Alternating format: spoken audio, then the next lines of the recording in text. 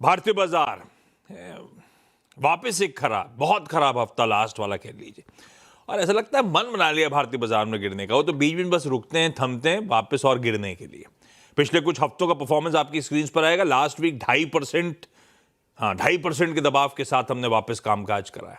और अगर daily moves देखेंगे पिछले हफ्ते के, तो हमने हफ्ते की शुरुआत करी थी, खूब सारे इंपॉर्टेंट रिजल्ट्स के रिएक्शन अवेटेड थे, और दूसरा वो ग्लोबल ग्रीनलैंड वगैरह वाली सरदर्द था। तो गैप डाउन के साथ शुरुआत करी, हफ्ता जैसे जैसे प्रोग्रेस करा, पेन और बढ़ता चला गया। वो तो थर्सडे को थोड़ा बहुत रिस्पाइट आया था, लेकिन उससे ज्यादा दिक्कत फ्राइडे के सेशन में आ गई।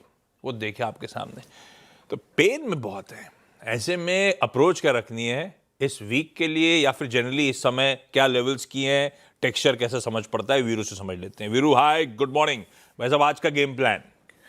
गुड मॉर्निंग आशीष, गुड मॉर्निंग। देखिए आशीष, गेम प्लान में कोई बहुत तब्दीली नहीं है। आप कोई भी एक रीजनेबल, सेंसिबल और एक सस्टेनेबल पुल बैक नहीं दे रहे अब तक। हर लेवल्स पे सेलिंग आ रही है, और गुरुवार और शुक्रवार में इसमें दो फैक्टर और जुड़ गए। बैंक निफ्टी का कोलैप्स फाइनली, सारी baskets, whether it's PSUs, private के बचे खुचे, सब ने पार्टिसिपेट किया सेल ऑफ में। और आपका शॉर्टिंग काफ़ी है। और एक और चीज़ आशीष, आप किसी भी दिन, देखिए आज की रणनीति का भी क्रिटिकल पार्ट क्या होगा, किसी भी दिन आप प्रीवियस डे के कॉल राइटर्स के जोन को बाइसेक्ट नहीं कर पा रहे हैं। वही रणनीति है। लेवल्स कुछ बचे नहीं है। अगर आप उससे पूछे 25,000 की सिग्निफिकेंस है, हाँ, कंसीडरिंग द फैक्ट की एक्सपायरी है, 25,000 एक लॉजिकल लेवल है जो थोड़ा सा रिस्पेक्ट हासिल करे। अदरवाइज डेली चार्ट्स पे कोई एवरेज बचा नहीं है आशीष। आप 200 डेमा के नीचे क्लोज हुए। शुरुआत करते हैं रणनीति की।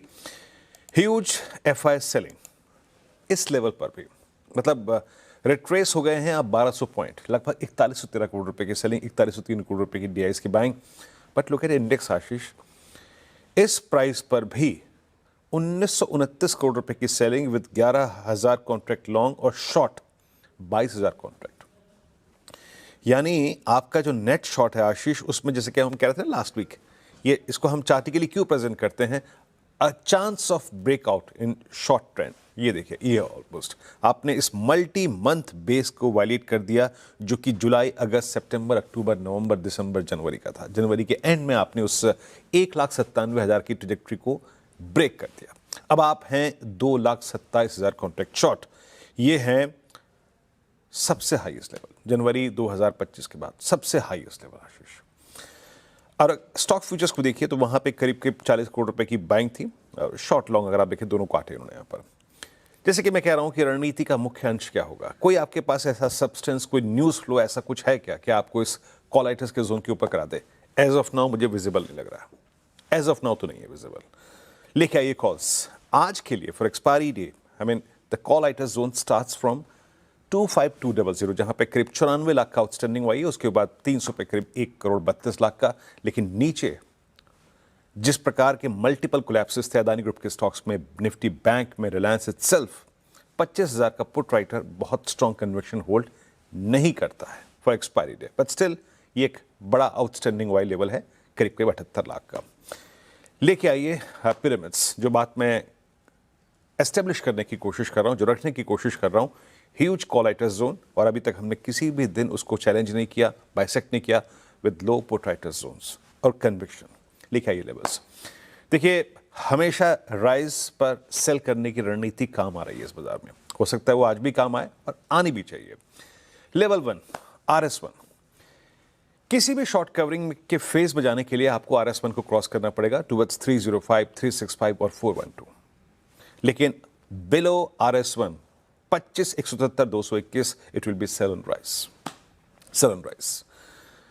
मैं अभी इनिशियली फोकस करूंगा between RS1 and between base 1। देखिए, मैं 25,000 को बहुत ज़्यादा रिस्पेक्ट नहीं दूंगा, क्योंकि उस पुट राइटर के पास बहुत कन्विक्शन नहीं है, वहां पे कोई एवरेज भी नहीं बचा है।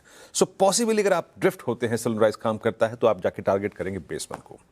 बेस 1 पे अवश्य अपने ट्रेड को एक बार चेक कीजिएगा, 961, 903 कंसिडरिंग एक्सपायरी। तो बेस 1 RS1 के बीच में गेम है। बट एक बात याद रखिएगा, अगर आप 903 को वायलेट करते हैं तो निफ्टी पर एक नई ट्रेजेक्ट्री खुल जाएगी, जो कि वीकली चार्ट्स पर एक सब्सटेंस रखती है। और उस रेंज में आप ड्रिफ्ट अगर 764 तक हो जाए तो कोई बड़ी बात नहीं होगी। तो बेस 1 की इंपॉर्टेंस मैंने समझा दी आपको। जब तक बेस 1 स्क्रीन पे कायम है, ट्रेड की जगह हायर लेवल्स पर सेल करके टारगेट बेस वन पे रखिएगा। और कहने का मतलब ये भी होगा कि बेस वन जो है capable of generating pull backs on expiry day. Nifty bank सही मायने में पिछले 3-4 दिन का निफ्टी बैंक का कोलैप्स जो है वो फोर्स को अगर आप देखें मल्टीप्लाई कर रहा था। इसने कुछ नहीं होल्ड किया, 59,000, 58,800 कोई होल्ड नहीं किया, जैसे कि हम बात करते हैं sunrise, and specially above below 58,800 अगर ये कोलैप्स हुआ तो जाएगा ये लोअर ट्रैजेक्टरीज को हिट करने के लिए। इसका लो रहा 20 वेमा, ह्यूज 59,000 की कॉल के कन्विक्शन और 58,500 पे पुट है, लेकिन प्राइस ऑलरेडी उसके नीचे है और उसके बाद अगर कोई पुट ओआई होल्ड करती है तो वो 58,000। पीएसयूज भी प्रॉफिट सरेंडर कर रहे हैं। एचडीएफसी बैंक कोलैप्स हो रहा है और एचडीएफसी बैंक में पुट राइटर्स का कन्विक्शन रत्ती भर नहीं है आशीष। तो लेवल लेके आइए प्लीज बेस RS1 स्क्रीन पे। देखिए एनी पुल बैक, कोई भी रिवर्सल अगर इंट्राडे में आता है और अगर आप जाते हैं पुल बैक में RS1 के आसपास तो ये परफेक्ट सेल का जोन होगा आशीष। निफ्टी बैंक किसी भी दिन स्टेबल तब होगा जब ये पहले कॉल राइटर्स के जोन को बाइसेक्ट करे, और जैसे कि मैंने एस्टेब्लिश किया 59,000 पे कॉल राइटर्स हैं, तो आपकी स्टेबिलिटी आने के लिए, रिवर्सल आने के लिए आपको 973 और 59087 क्रॉस करना पड़ेगा। तभी मैं कह सकता हूं कि हाँ स्टेबिलिटी है, तभी मैं कह सकता हूं कि एक शॉर्ट कवरिंग का फेज स्टार्ट हो सकता है, otherwise not. Below RS1 it's a sale price targeting base one on the down side. Put writers कहीं पर विजिबल है तो वो है 58,000। इस जोन पे फोकस कीजिएगा, शॉर्ट को कवर कीजिएगा, but violation of this level ये आपके लिए 656 की ट्रैजेक्टरी 57657 की ट्रैजेक्टरी खोल देगा। और एक और चीज, रणनीति है स्टैट्स के आधारित पे, कोई positive news flow trade deal के मद्देनजर इन दोनों ही इंडेक्सेस पर अगर RS1 बाइसेक्ट होता है तो एक शॉर्ट कवरिंग इंट्राडे में आ सकती है आशीष।